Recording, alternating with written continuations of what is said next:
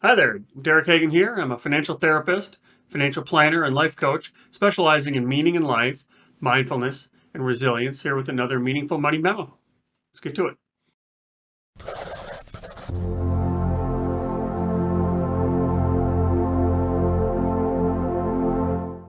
Imagine you live in a nice neighborhood and some new neighbors move in.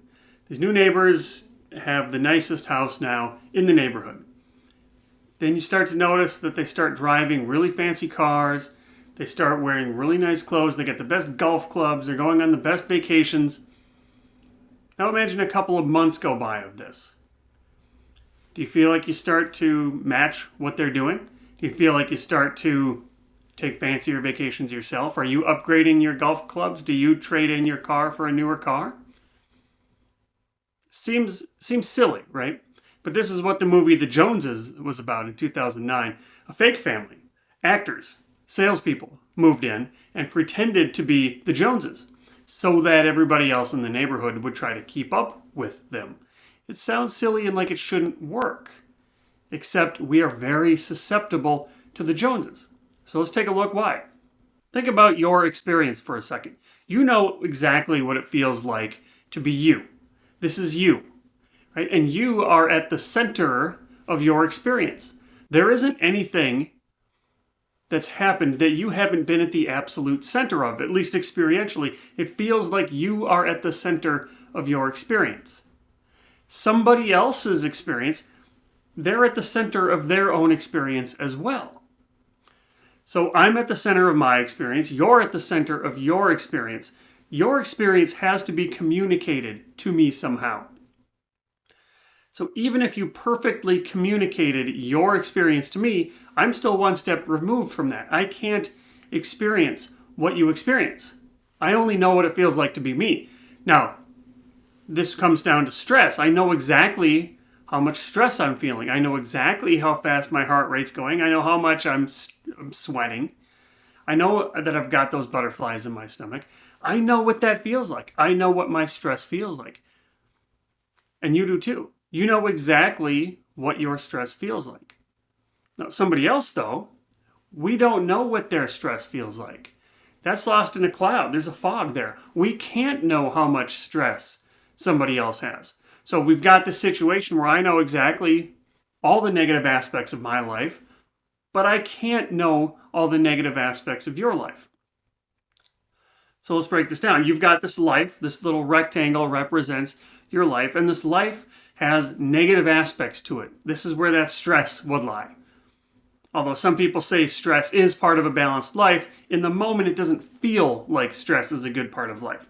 We've got bad parts of life, and we've also got good parts of life. This is the human experience. There are good times and there are bad times. Now, when it comes to money, money is one of these topics that we're not allowed to talk about. If you have a list of all the acceptable things that you can talk about, money is off outside of this circle somewhere. Okay? So back to my life. My life has both good parts and bad parts, but if we take out my life, other people's lives have good parts and bad parts too. Everybody's lives have good parts and bad parts. But remember, money's got this taboo aspect to it. And it's not just money. People don't talk about the bad parts of their life, but especially when it comes to their financial life, they don't talk about it. What does that mean? Well, it means that our perception then, if you're not talking about the bad parts of your life, it looks to me from the outside like you've got just a good life. Good parts and average parts at best. But remember, I know what it feels like to be me. So now I'm comparing my whole life to my perception of other people's lives, which is perfectly good. This is an unfair comparison. So the perception then, especially when it comes to stress, and especially when it comes to financial stress, is that I know I've got a lot of stress. You don't seem to have so much stress. So I look out and I see, wait a second, you seem to have your stuff together. Remember, I know what it feels like to have my stress.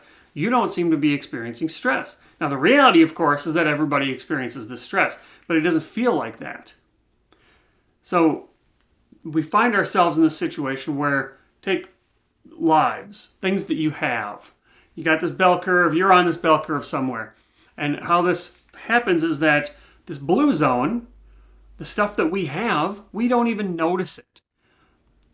We take this part for granted. And then we look around and we see everybody else's stuff, and that becomes the envy zone. We don't notice the stuff that we have. We do notice the stuff that we don't have. And so this becomes a simple argument for us. We say to ourselves, I'm not happy. Remember, because we forget about all the good stuff in our lives. I'm not happy. This is a simple argument. I want to be happy. You look happy. Therefore, I should do what you're doing. That becomes the simple argument.